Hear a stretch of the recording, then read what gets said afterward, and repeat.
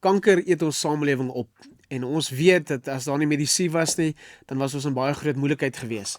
Maar saam met alles wat ons beleef en al die mense wat almal van ons ken, selfs julle wat kyk, weet ons daar's een plek en een plek alleen om na toe te gaan, en dit is na die Here toe. As die Here nie saam met ons hierdie pad stap of involved is in dit wat gebeur, as ons hierdie stryd teen kanker veg nie, dan is dit 'n hopelose geveg wat ons veg. Maar saam met dit, het die Here baie plekke wat hy met ons deurloop in hierdie proses. En vanoggend praat ons met 'n vriend van my wat behandel is, gesond geword het, maar 'n perspektief change in sy lewe beleef het.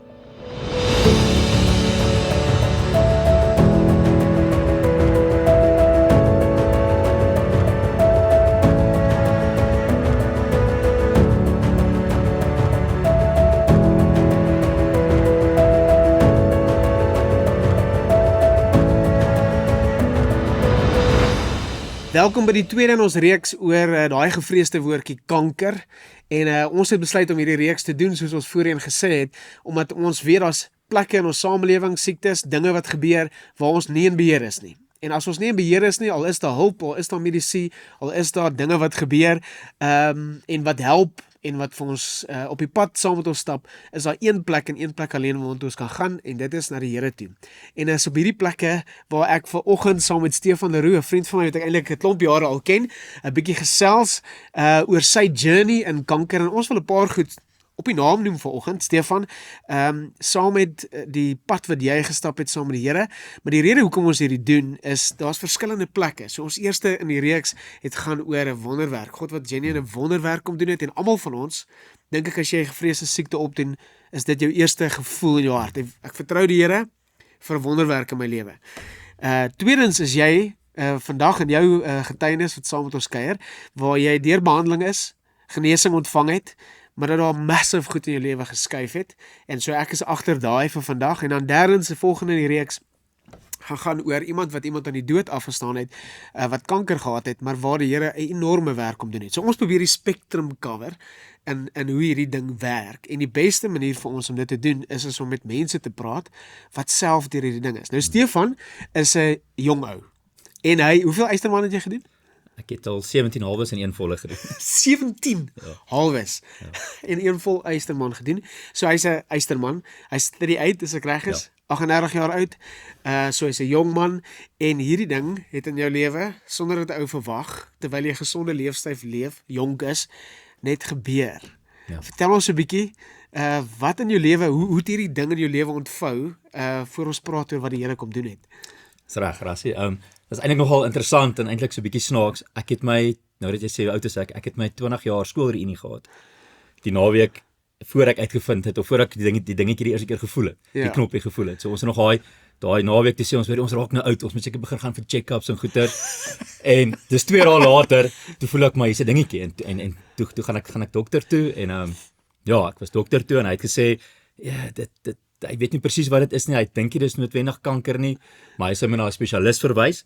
Ek gaan toe na die spesialis toe, selfde storie, spesialis sê, ja, dit lyk nie heeltemal soos kanker nie, ek is ook jonk en goed, ons weet nie of het is of nie is nie, maar kom ons gaan trek bloed eerstens, en ons kyk vir die kankermerkers, trek toe bloed kom skoon terug, daar's geen kankermerkers nie, soos ons almal voel toe meer gerus, dit is nie heel moontlik nie kanker nie. Hy sê toe ons moet vir 'n sonar gaan, dat hulle kyk of daar bloed toevoer is na die ding. As daar bloed toevoer is, dan of dit nou kanker is of nie kanker is, en dan sny mense hom nou maar uit. Gaan toe vir die sonar, die ding het toe bloed. So toe besluit hulle, maar hulle gaan opereer, hulle gaan die dingetjie uitsny.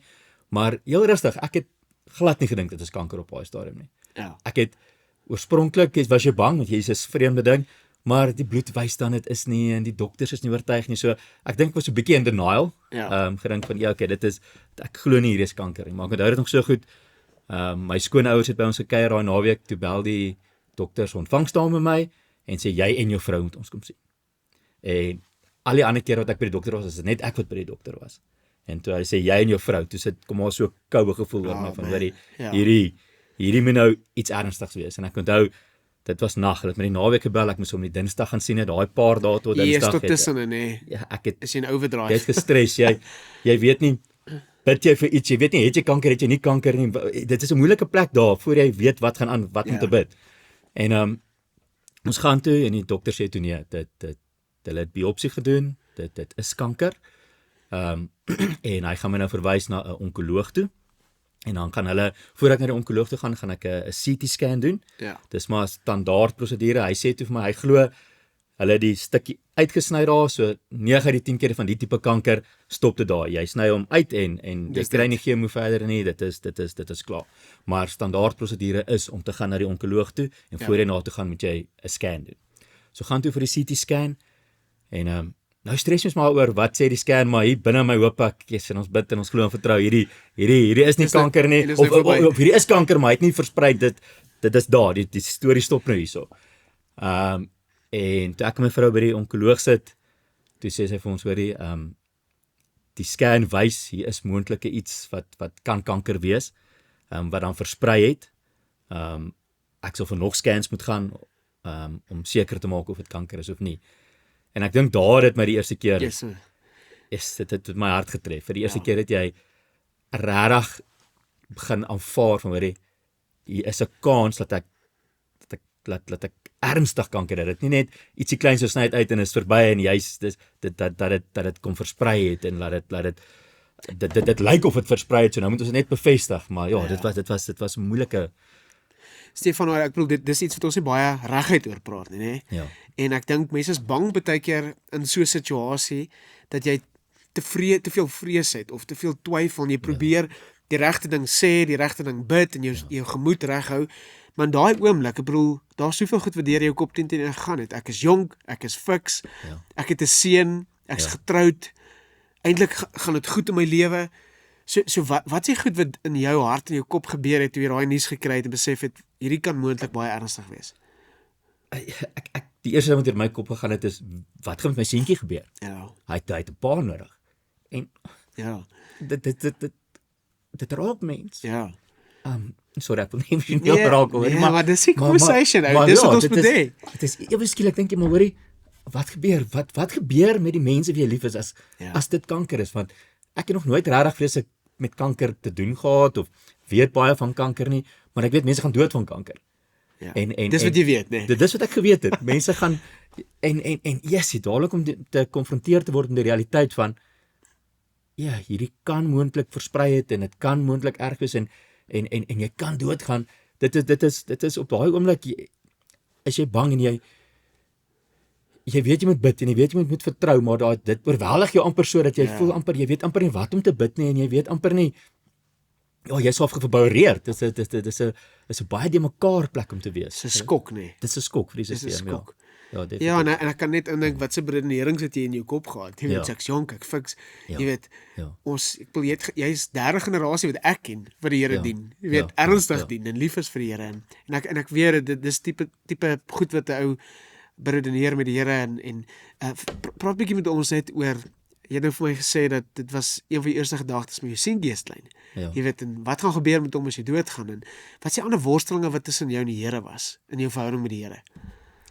Ek onthou nog en ek dink nou dit is eintlik bietjie naïef op 'n stadium wat ek gedink het toe ek gewag het, toe ek gaan toe nou vir die tweede scan, maar nou wag ek nog vir die uitslag en voor ek vir dit gaan nou dink ek myself, okay, as dit kanker is, Here, en U gaan my genees, laat ons nie eers die scan kry dat ons mense kan wys dit was regtig kanker.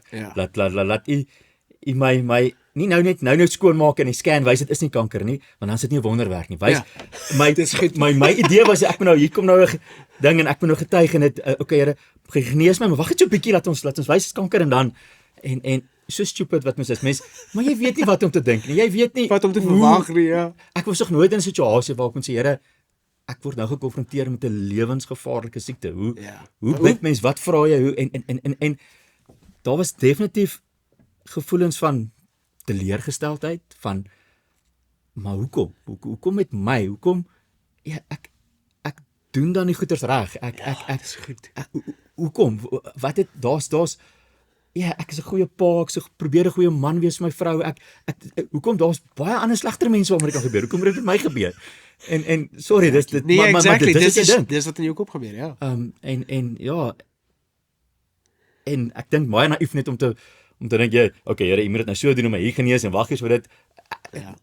Nou aan die agterkant kom ek agter, maar mense het eintlik nie beheer oor hierdie goed, maar op daai stadium het jy gedink van wat seker nie sleg was om te dink maar ek wil 'n getuienis hê en ek wil hê die Here moet my so en so genees nie, maar ek is baie meer humble na die tyd en besef maar die ek in die storie is baie kleiner as wat ek oorspronklik gedink het. En ek dink op daai oomblik as jy gekonfronteer word met hierdie nuus en hierdie siekte, dan spring daai eie ek net so groot. Wat gaan gebeur? Is ek wat gaan doodgaan? Ek gaan nie wees vir my vrou nie, ek gaan nie wees vir my seun nie, maar dit gaan oor jou, dit gaan oor jy en jou bestaan en ek dink ek het deur hierdie hele paar maande waar ek nou is besef maar ek is nie die middelpunt van al hierdie goeders nie. Dit draai nie om my nie. Daar's 'n groter ding wat gebeur en ek kan nederig voor die Here kom en hom vra vir goeders, maar ek kan nie alles verwag het moet gebeur soos ek net wil hê dit moet gebeur. Ja, is 'n mooi ding wat jy sê wat ek dink miskien kan ons net vir 'n oomblik stil staan met dit. Dis een ding om lering te gee en te sê ek glo dat God nie met my en jou deel uit verdienstheid nie. Dis die woord wat ons gebruik. Ons kan nie sy redding verdien nie. Ons kan nie sy genesing verdien nie. Ons kan nie sy vergifnis verdien nie. Ons kan nie sy goedguns en sy favour oor ons lewe verdien nie. Wat eintlik maar net beteken dat ons sê ons glo dat ons nie iets kan doen wat God op 'n plek bring waar hy sê, okay, nou gaan ek vir jou genees of nou gaan ek vir jou guns oor jou lewe of bless of wat ook al die woorde is wat ons gebruik nie. En dan op 'n situasie soos wat jy nou deur is, kom jy op 'n plek waar jy dan nou jou woorde was, ek is uit beheer uit. Ja. Hierdie is nie in my beheer nie. Praat 'n bietjie oor daai gevoel net, want ek bedoel ek kan my lewe leef en al die normale goed van die lewe is daar altyd sulke oomblikke. Maar 'n krisis soos hierdie waar jy gekonfronteer word met die dood en die moontlikheid dat jou seun nie 'n pa gaan hê nie, jou vrou nie 'n man gaan hê nie en jou pa nie 'n seun gaan hê nie, is massive. So wat gebeur in daai oomblik? Wat het in jou gebeur in terme van verdienste wat vir jou perspektiefverandering gebring het? Ja, ek dink yes, ek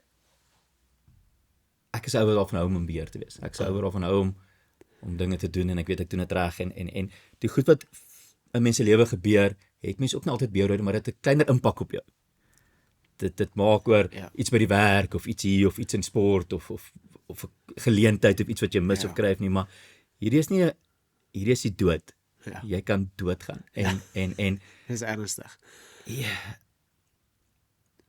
En jy kan nie self red nie. En wat dit my moeilik gemaak het ook is jy bid en jy vra en jy smeek. Maar in jou agterkop is jy bewus wat gebeur met kanker in die samelewing. Ja. Ander mense het ook gebid en ook gesmeek en ook gevra en ook geloof gehad. En dit het ook geloof gehad. Ja. En ek weet hoe dit opgeëindig. Ja. So jy sit met hierdie ding in jou agterkop van hoe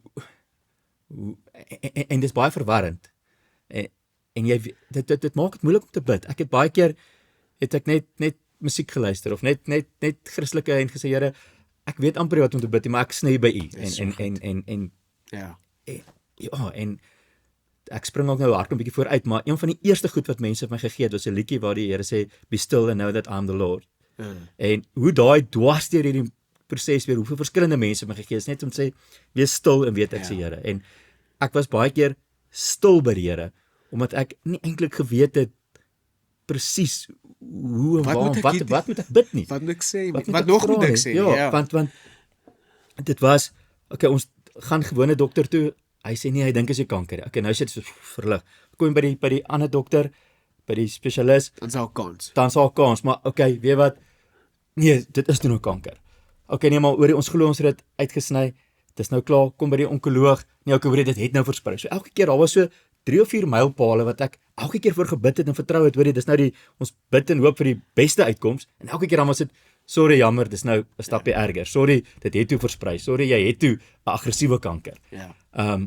En ja, dit was elke keer dit het my laat moed verloor, dink ek is amper die beste woord om dit te beskryf, want ek het gebid en ek het vertrou en ek het in die begin al gebid vir 'n wonderwerk en Here kom genees my en dit was van die eerste oomblik toe ek daarmee dit gekonfronteer is, was dit van die gebede van Here, Isak genees my. Ja. En elke keer dan was dit erger en erger en erger tot op die punt waar ons sê, hoorie maar jy het jou kanker gehad, hy het versprei, hy is nou op 'n ander plek en nou moet ons deel daarmee, ons moet nou met behandeling of iets begin, maar ja, skerry pad tot daar en tot 'n mate so bietjie in denial ook. Ja. Dit is die Dis snaaks. oorweldigend. Dis wat dit is. Ja, jy het kanker, maar jy voel amper nie. En ek dink wat dit vir my moeilik gemaak het is, my kanker was nie ergens dat jy dit regtig kon sien of kon, en ek het nie sleg gevoel nie. Ja. Ek het gevoel ek kan nog gaan oefen en ek kan goeders doen. Ek het so dit was half moeilik om, dan moet jy vir hierdie ding bid, maar jy die dokter sê jy het dit, maar jy voel nie eers amper jy het dit nie. Dit maak dit ook moeilik. Waar as jy 'n gebreekte arm het, dan sê jy hier arm is seer, jy voel hom hier dit's meer konkreet. Hierdie is so half, dit was, en ek was definitief vir ek dink totdat ek met chemo begin het. Was ek, jy het gebid van goed weer goed, maar dit klink nou weird om sê dit nie ingesink nie, maar dit het amper nie ingesink nie. Ek was bekommerd oor my vrou en my kinders en alles.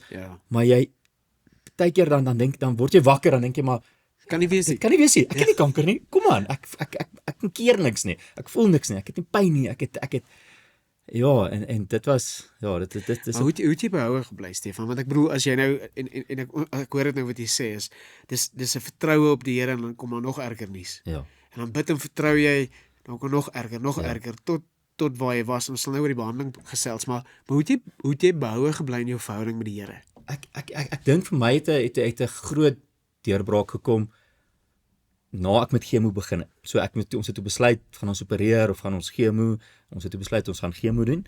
En die eerste week van chemo was fyn en ek het gedink, hierdie is reg, en almal stuur vir my briefies, jy's 'n eysterman, jy gaan dit maak en wat, en ek is so, nee, okay, ek het hierdie, ek moet net positief wees, en dis wat almal vir jou sê, wees positief en wat, en hier's die boek en daai boek, en ek is okay, nee, ek het dit gemaak. Ek het die eerste week, en my tweede week het my immuniteit geval, my witbloedtellings af, en ek is in die hospitaal opgeneem, en daar het ek baie vinnig besef, maar hoorie, of jy nou 'n eysterman is, en of jy nou positief is, en of jy nou jonk is, of jy gesond is, of jy maak nie saak nie, ek gaan nie hierdie ding beheer nie, ek gaan nie hierdie ding beheer nie, en ek dink dit het my geruk tot op 'n punt waar ek besef het, maar hoorie, ek gaan moet ophou probeer hierdie ding veg as Stefan veg die kanker. Ek gaan moet hierdie sê, Here, help my deur hierdie kanker, want ek kan nie, en my shift het op 'n stadium ek het begin, tot daar het ek begin met, okay, Here, genees my, en op 'n stadium het dit bietjie geskuif na, okay, Here, help my net om deur hierdie proses van chemo te kom, help my net om deur hierdie volgende paar maande te kom, want dit is taaf, en jy voel sleg, en dit is nie lekker nie, en jy's in isolasie, en in die hospitaal, en goed, en ek dink daai was my goed, om eers van die verdere doel te vergeet, maar eers nader om sê, Here, ek het die nou nodig, hier waar ek moet nog môre hier wees, so vergeet dit of ek genees word en nog 'n hele lang lewe het, ek wil net nog môre hier wees, en daai was amper nog 'n stapie nader van, Here, ek het hier nog meer nodig, en daai het my geruk, dat ek het besef het, maar weet wat, ek is nie in beheer nie, en daar het ek begin bid, en daar het ek begin sien hoe mense vir my bid, en hoe goed begin sin maak, hoe hierdie ou vir my skrif gee, en daai ou van dieselfde skrif gee, en hoe daar op 3 verskillende plekke vir my skrif kom, en mense net daar is, en net ons kos bring, en help, en ondersteun, en daar het dit vir my geswaai, na daai eerste keer dat ek, dis my tweede week van behandeling, toe ek in die hospitaal op gaan eindig, maar daai was vir my 'n draaipunt waar ek dink, ek het nog 'n heel pad gebid, maar daar het ek besef, ek is nie 'n rolspeler in die ding nie.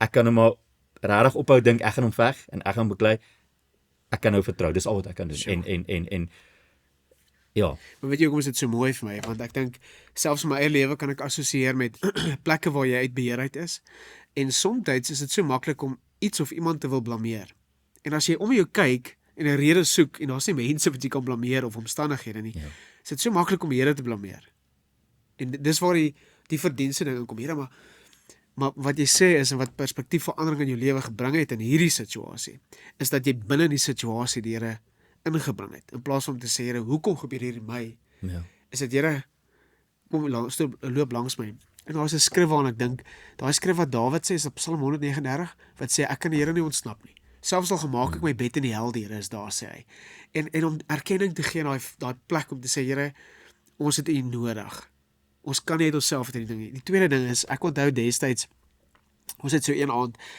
so hoe het die eerste stem kursus jy gehad, of so 'n reeks gehad, by 'n Connect, by Duet gemeente, en een oud gekom, Psalm 23 gelees, toe sê hy sê, maak dit jou oor toe, en sien jy die storie wat ek nou vir jou lees hier, sien die storie in jou kop. En ek het 'n profound encounter met die Here daaraan gehad, want ek weet so, die Here is my herder, ek sien snaaks dadelik, ek is die skaap, en hy is die herder. En hy lei ons na weivelde, groen weivelde, maar op daai oomblik sien ek toe nou, ek wat skaap is, eet so 'n sirkel reg rondom my. Jy is nou in die landbou, so ek eet reg rondom my 'n sirkel. En toe ek nou klaar geëet het, staan en kyk ek nou na hierdie groen gras en ek dink myself, hassy, nou is my kos op. En toe ek na die herder kyk, toe sê hy, loop net 10 tree, okay, maar om jouself nog 'n sirkel eet. En die volgende oomblik sien ek dat hierdie beeld van ons wat by die waters van rus is, maar die herder wil ons oor die water sy, maar daai water loop, en ons is skape. En daar waar hy oorloop, lyk soos 'n stroomversnelling. Maar toe hy sy voet in die water sit, toe is die water eintlik net so vlak. Is net daar waar hy oor 'n rots gaan en 'n stroomversnelling maak, so is eintlik heel veilig, net om vlak voets deur te loop, maar agter die stroom loop jy in die doodsvallei in. Jy weet, en terwyl ons nou agter hierdie herder aanloop, dink ek myself, vir watter rede vat hy ons na die doodsvallei toe? En ek beleef toe net in hierdie prent wat ek sien, soos hierdie op Psalm 23 lees, hy vat ons nie na die doodsvallei nie, hy lei ons deur die doodsvallei, na die volgende plek, waar ons baie rustig, by waters van rus, en groen weivelde weer kan eet, en kan rus. En daai dag vir my het ek net besef, dat ek so maklik vir my om die Here die culprit te maak van die issues in my lewe, om hom te wil blameer, maar hy is een wat ons deur dit lei, dis wat ek jou hoor sê, is om hom naby te bring, in die krisisse van my lewe, en jou nou is 'n konfrontasie met die dood, sê Here, vat my deur vandag. Dis 'n perspektiefverandering wat dit in jou verhouding met die Here gebring het. Ja, nee, definitief. Stefan, sê gou vir my, nou in hierdie storie is altyd mense, en meeste is mense wat, almal eintlik is mense wat omgee. Maar party ouens voel, ons moet nou iets vir hierdie ou sê, hy het kanker, en dan partykeer is dit wat hulle sê, help nie verskriklik baie nie. Ja. en ek weet, dis omdat mense die beste bedoelings het, maar hulle self is nie altyd deur die krisis verstaan het, nie die insig wat jy in daai situasie het nie. Net kortliks, die deel net so 'n bietjie, wat het jou nie gehelp in advies wat mense gegee het nie? Nou, een van die snaakse dinge wat gebeur het, ofwel nie vir my snaakse, maar ek dink na die tyd is wat mense se verwysing van kanker. Almal ken iemand wat ergens kanker het. Ja. En as jy met iemand teekom wat iemand aan die dood afgestaan het deur kanker, dan is dit daai persoon se verwysingsraamwerk van kanker amper. En ek het by 'n paar mense dan kom ek hoor kanker sê, en dan sien ek hulle sê, my ma het kanker gehad.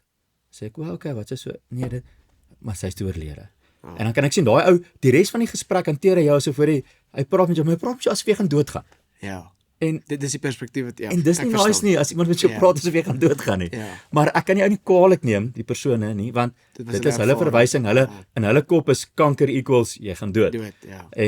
Maar ja, dit was nogal erg, en die eerste keer toe dit gebeur het, dink ek, dis seker nou, maar het het maklik met 10 keer gebeur, wat ek met mense in daai tyd oor die weg gekom het, wat gehoor het jy het kanker, en dan vertel hulle vir jou, hulle het iemand aan die dood afgestaan, maar daai ouens praat met jou daarna, asof hulle dink jy gaan doodgaan. So probeer om dit nie te doen nie, want ek weet mense kan doodgaan van kanker, ek het nie nodig dat iemand dit nou vir my moet bou my geloof. So dit is een van die goed, en so ek sê, ek neem die mense nie kwaadlik nie, ek dink dis maar net hulle verwysing op daai tyd gewees. En dan 'n ander ding wat vir my is wat mense vir jou sê, maar hoorie, wees net positief. En is alles in jou kop, en wees positief, as jy positief is. You're Iron Man, you can do it. Presies, nee, en ek kan vir jou nou sê waar ek nou staan, dit gaan nie oor of jy positief is, of jy positiewe gedagtes het, en of jou kop sterk genoeg is, of nie sterk genoeg is, en dit is nie waar dit gaan nie. En ons weet mense het die beste bedoelings, ons weet dit. Maar dit is taaf, want jy sit in die krisis, nee. Maar daar was ook situasies waar, wat het mense gedoen wat jy gevoel het, man, hierdie het net onder my ingekom, my net support. En daar was baie meer sulke gevalle. En ek dank die Here vir dit, want dit is die goed wat my deur daai tydperk gegaan het. En ek dink om sommer begin, wanneer dit al begin het, is nog voordat ek met die behandeling begin het, het ek geweet dit gaan 'n moeilike tydperk in my werk wees, want ek gaan nie regtig kliënte kan sien en met mense in aanraking kom nie. So ek het so 2-3 weke voor ek met dit begin het, so 'n bietjie begin voetwerk doen en vir mense sê, hoor jy, goed probeer uitsorteer, laat ek nie meer dit hoef te sukkel terwyl ek daar is nie. En by van my kliënte waarby ek uitgekom het, wat die oomblik het hulle gehoor het ek het kanker, alles gelos het, net daar gestop het, op die plaas, die werkers gesê het, hoor jy, wag julle eers, en net daar gestop en vir my gebid het. En ek het dit nog nie beleef so met my kliënte nie. En ja, ons is almal Christene en ons gaan kerk toe en goed, maar ek het nog nie daai beleef wat iemand vir my so in 'n werksomstandighede kom en sê, hoorie maar, kom ons stop gou die werk, kom ons pos alles, kom ons bid vir jou. En eers dit het my geraak en dit het met meer as een. Dit het seker ek kan op my hand die mense tel, seker 6-7 keer wat dit gebeur het wat kliënte vir my gebid het. Wat oor die voor, dan sê hulle, hoorie maar, hoe gaan dit met jou? Ons weet, kan ons gou vir jou bid? En dan bid hulle vir my en gebed het vir my so groot betekenis gekry in hierdie tyd en mense wat vir my oor 'n voice note bid. Dit was my die hoërste ding om te dink jy kan vir iemand oor 'n voice note bid. Nou stuur hy vir my 'n voice note, so beteken ek kan hom weer speel en nie speel en pause en goed. Dit voel so half nie live nie, maar ek het gehuil soos 'n baba oor voice notes wat mense vir my gestuur het. Dan sê ek soos, hoorie maar hierdie persoon bid vir my, maar ek slaan hoendervleis uit. Ek voel die teenwoordigheid van die Here oor 'n voice note. En dit is hoe die Here gebed kan gebruik. So ja, gebed het my ongelooflik gedra en mense wat vir my gesê het hulle bid vir my, wat actually vir my gebid het.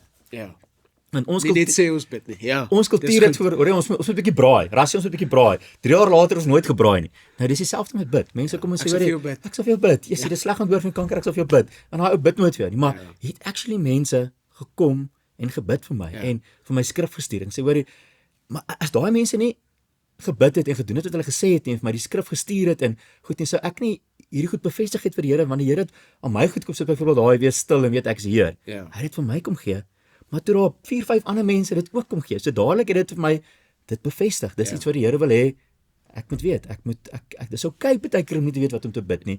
En om wees net stil en weet hy is in beheer, hy is die Here. En wat nogal heel wat later dan het iemand vir my die laaste keer dat hulle daai vir my vers gegee het hulle vir my 'n hele verduideliking gegee van presies wat die woord in Hebreëus beteken en dit het my sommer net nog meer sin gemaak en ek was soos, wow, hierdie is soos amazing hoe, want daai was 'n tydperk wat ek moes gehoor het, is ek nou skoon of nie na die chemo en goed en jy stres jou dood van wat of jy nou bid en glo en vertrou, jy stres tog nog steeds om te hoor. En dit is nogal 'n ding, ons kan ook net oor praat. Jy voel dan klein gelowig. Ek bid en almal bid en ek glo en ek sê vir almal ek glo ek gaan gesond word. Dan skrik jy wakker 10:00 in die nag. Jy het al gaan slaap en dink jy, hoorie maar, wat as ek doodgaan? Is die fout by my? Ja, wat is dit nie? En dan twyfel jy en jy worry en jy raak sommer heilerig en emosioneel en goed en dan môre dan voel jy, maar hoekom het ek gisterand gehuil en geworry? Ek glo mos dat die Here gaan my genees en dan voel jy skuldig vir 'n dag of 2 en dis nogal 'n moeilike ding ook en dan kom jy weer en iemand gee weer vir jou iets en jy kry weer woord en die Here bevestig weer en daai was toe presies na so 'n dag wat ek nog daai aand my vrou gesê, hoorie, ek gaan nou huil. Ek hou jou vas, ek lê agter jou rug, ek huil nou en ek dink my vrou het my nog nooit sien huil eintlik regtig voor dit nie en jy's mos die sterk een, jy moet ons jy's die man, jy moet, maar ek was net so vulnerable en so hoorie, ek gaan nou huil en ek het gehuil en ek dink is moeilik vir haar wat om vir my te sê, wat om te en 'n dag of 2 na dit toe kry ek ook hierdie bevestiging wat iemand weer vir my skrif gee en toe sit half asof alles net weer al die goed wat ek voor die tyd geglo het en dan vasgehou het, dis net weer bevestig. So dit is as ek op my eie was. En hierdie mense het nie inspraak in my lewe gehad en vir my gebid het, my goed gestuur het nie. So daai proses anders gelyk het en ek weet nie hoe hy sou gelyk het nie, maar vir my was dit goed om te weet maar hier bevestig die Here weer iets. En hier's die Here bestaan. Want hoe kan hy vir daai en vir die en vir my en almal dieselfde ding bevestig? Want waar gaan snaaks goed hierdie kop? Partykeer ek gaan nou dood eerlik is, ek gewonder maar hoorie, wat help hierdie as ek bid? Bestaan die Here? Hoor hy my? Is dit En dit was 'n lang en 'n moeilike behandeling vir jou. Want dit was konstante witbloedselle, issues, opnames, immuniteit. Ek onthou dit. So om staande te bly binne daai is ek kan dink dat op 'n stadium dink jy soos werk hierdie ooit. Want ons het mos die tickboxies. Werk hierdie wat ek doen. Is dit reg? Stefan, dis amazing getuienis. Sê gou vir my, ek dink een van die goed wat in ons gesprek vir my baie uitgestaan het is hoe die Here in hierdie hele proses 'n nuwe ding kom doen dit in jou. Nou Ek het in die eerste keer gesê, en ek sal dit oor en oor sê op die podcast, dis my oortuiging, is nie dat die Here gee kanker nie. Ja. Ek weet daar's mense wat sê, as hulle kyk na die uitkoms partykeer en wat die Here in die situasie kom, doen net, kyk, die Here gee dit, en dan doen hy dit, maar ek glo dit nie, want baie ons gaan dood. En so, wat sê dit? Wat ek wel glo is dat ons dinge gaan beleef op aarde, of dit 'n krisis is wat jy beleef het, of 'n ander krisisse is, ons is nie vrygewaar van moeilikheid nie. Maar wat ons wel 'n belofte voor het, is dat die Here sê, ek sien nooit los. Ek sien nooit alleen los, ek gaan jou deur die doodsvallei, sal ek jou lei. En in jou storie wil ek nou hoor, jy het gesond geword deur behandeling. Hierdie was nie 'n wonderwerk nie, maar in die proses was die Here se hand. As jy vandag net ten slotte vir ons kan sê, met die Here se hand in hierdie proses, vir mense wat dalk nou die proses is, of mense wat in die proses was, wat kan assosieer, wat is dit? As jy sê, as ek vir jou vra, wat het die Here in jou lewe kom verander, omdat jy hom naby gebring het in die proses? Wat sê jy sê? Ek sal nou nie dieper goed ingaan, maar die eerste praktiese ding vir my is gebed, en die krag van gebed, en ek maak 'n punt daarvan, want ek was ook een van ons, ja, ek sal vir jou bid. As ek vir iemand sê, ek gaan vir jou bid, dan werk ek in my bid routine, wil ek amper sê, en ek bid vir jou, en ek bid spesifiek vir jou, en ek soek woord vir jou, en ek wil vir jou kan bel en sê, hoor jy, hoe gaan dit, ek het vir jou gebid, en hoor jy, ek ervaar hierdie, en laat jy nie net vir iemand sê, ek bid vir jou, en dan bid jy nie vir hom. Want dis wat ek nou verwag, as iemand vir my sê, hulle gaan vir my bid, dan verwag ek, jy het 'n hoop. Jy's in my corner, jy's voer saam met my hierdie oorlog, jy bid vir my, ek kan op jou staat maak. So ek wil hê, wat vir my verander het, is dat as ek vir mense sê, ek bid vir hulle, dat ek regtig vir hulle bid. En ek voel ook, as ek hierdie storie deel, dat mense besef, maar gebed verloor sy krag, omdat ons het, ja, ek bid jou, maar ek bid nooit vir jou nie. Dan dink hy, maar jy bid soveel mense vir my, maar niemand bid eintlik vir nie, want hulle sê dit, maar hulle doen dit nie regtig nie. Maar gebed is so 'n mooi ding, en so 'n ding wat ek van vooraf besef het, dat hoe mense se gebede my gedra het in die tyd, Rassie, ongelooflik. Ek het 'n community gehad, wat ek nie besef het ek gehad het nie. Mense wat regtig omgee, op daai manier. Wat regtig omgee, en regtig bid, en regtig skrif gee, en regtig tyd en effort daarin gesit het. En ek dink ons bid heeltemal te min. Ek het besef, wat is die krag van gebed? Maar ons is geneig om bid as iemand met die dood gekonfronteer word, of as hierdie groot goeders is te bid. Maar om dit prakties vir my, prakties al keer hoor, maar om dit is my so 'n realiteit geword, gebed, dat hoekom bid jy nie net voor jy gou hier ingaan, of voor jy daar ingaan, of voor jy 'n kar moet koop, of 'n bees moet koop, of 'n ding by die werk het, of ons kan daai, as die Here jou gaan help in die goed, kan hy jou enigiets help. En vir my is dit, ek dink, veral mense met 'n inspraak in jou lewe het, vriende, familie, ons moet meer vir mekaar bid. Ek voel daar's definitief die mense wat vir my gebid het, is almal wat omgegee het vir my. Dis vriende, dis familie, dis mense met wie ek 'n verhouding gebou het, en ek voel ons kan dieselfde doen met ander mense, maar hulle hoef nie kanker te hê nie. Iemand kan iets sê en ons kan sê, hoorie, maar kom ek bid vir jou, kom ek bring vir jou kos, kom ons kom eet vanaand en ons bid vir jou. En ons vriende doen dit te min. Ons braai en ons kyk rugby en ons lekker, en ons hoor mekaar se probleme en ons kla saam en goed, maar en dan gaan ons huis toe. Okay, kom ek hoor jou probleem, maar kom ons bid gou vir ons huis gaan. Hoorie, Rassie, hierdie sê jy is pla, maar kom ons bid vir jou vir dit. En dat dit half meer 'n alledaagse ding moet raak. 'n leefstyl ding moet raak. Veral as jy sê is gelowig, nê. Ja. En ons gaan afsluit op hierdie manier, nê. So ek het nou nie voor die tyd hierdie mee bespreek nie. Maar wat het jy nuut geleer van Jesus? Wat's nuut van hom? Ek dink vir my een van die grootste goeters is dat daai wees stil en weet ek se Heer. Daai net van want ek like dit om iets te verstaan. Ons wil dit uitvier. Ek wil dit sien, ek wil dit, en dit was my, ek was so magteloos, maar ek het besef, in die magteloosheid, is die Here, gee ek eintlik oor, so jy surrender eintlik, so daai, wees stil en weet, beteken eintlik, surrender, en wees net, en surrender jouself, en vertrou op die Here, en dit is amper die mooiste ding of die grootste ding wat die Here aan my kom openbaar het, wat ek weer van hom geleer het, is van, ek hoef nie altyd alles te verstaan nie, ek kan baie keer net stil wees en weet, en glo, en vertrou. Ja, dis so goed. Stefan, nou, My gebed oor jou is, ons bid op hierdie reeks spesifiek oor die kanker, bid ons sommer lewendig. En my gebed oor jou is dat jy skoon sal bly, en dat jou liggaam gesond sal bly, en dat die mense wat vir jou bid, vir jou sal bly intree, en dat vrees en twyfel en angs nie oor jou sal kom nie, en dat jy ook nie nooit weer sal val, en daai slootjie wat sê dat jy kan hierdie verdien of nie verdien nie. Dit is regtig iets wat die Here doen, en ek dink jou getuienis van om Jesus naby te bring, is vir my een van die goed wat uitstaan. Wees stil, 'n community van mense wat regtig omgee. Ons kan nie alleen fight nie, dis die goed wat ek jou hoor sê vandag. So dis my gebed oor jou, maar ek wil jou vra, wil jy nie vir 'n oomblik vir mense wat nou in 'n proses van behandeling is, sommer lewendig bid, wat kyk na hierdie podcast nie, vir dit wat jy voel die Here net in hierdie proses vir hulle nodig het om te doen. Okay. Nee, enige tyd.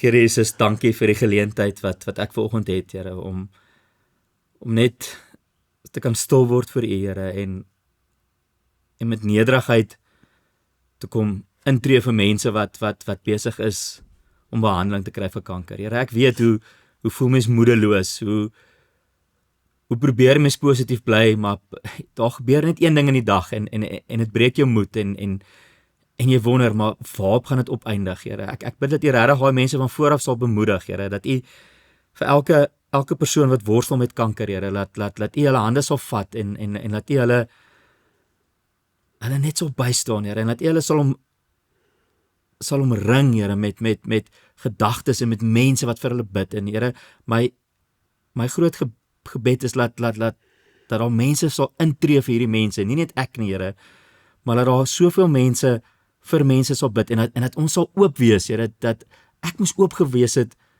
vir die mense wat vir my bid, vir die mense wat vir my skrif stuur, vir die mense, ek moes praat, ek moes my goed deel, en Here, ek bid so laat mense hulle self nie sal afsonder in die tyd nie, Here, want dit is iets wat ek voel en kan gebeur, as mense kanker het hulle self afsonder, Here, maar laat mense sal oop wees vir ander mense om in te tree in hulle lewens, Here, en Here, U is getrou, Here, ek verstaan nog steeds nie hoekom is ek genees nie, ek weet dis definitief nie omdat ek het verdien of nie verdien nie, Here, dit gaan bo my verstand, Here, maar ek bid dit regtig, Here, dat U hierdie mense ook sal aanraak, Here, en dat U in hierdie mense se harte ook sal kom werk, Here, kom verander, kom maak laat ons U sal raak sien op 'n ander manier, Here, dit is soveel meer werd, Here, dit is ewigheidswaarde om te besef, maar hoe groot is U, Here, en ten spyte van kanker, ten spyte van seer, ten spyte van iets, is U nog steeds daar, en is U in beheer in ons lewens, Here, en ja, Here, mag U net in beheer bly, en mag ons net elke dag weer van vooraf kies om by U te kom sit, Here, mag ons kies om by U te kom stil raak, Here, en net wees voor U, Here, want U het ons lief, ons is U kinders, Here, U weet alles van ons, U ken ons grootste vrese, en Here, daar's baie vrese as mens met kanker is, en U weet dit, en U ken ons harte, Here, mag ons net by U kom sit, en mag almal wat sukkel en met kanker stoei, net by U voete kom sit, Here, en net stil wees en weet dat U is in beheer. Amen. Amen. Ek vertrou dat hierdie getuienis vir jou iets beteken het vandag, en dat as jy in behandeling is, dat jy die Here sal naby bring, en dat jou gemeenskap om jou sal kom staan, maar ek bid en vertrou ook dat die behandeling sal werk, en dat die Here selfs, soos in Stefan se storie, het hy nog steeds sy hand in hierdie gehad, en mag jy gesond hier uitkom. Dankie dat jy gekyk het, en be blessed.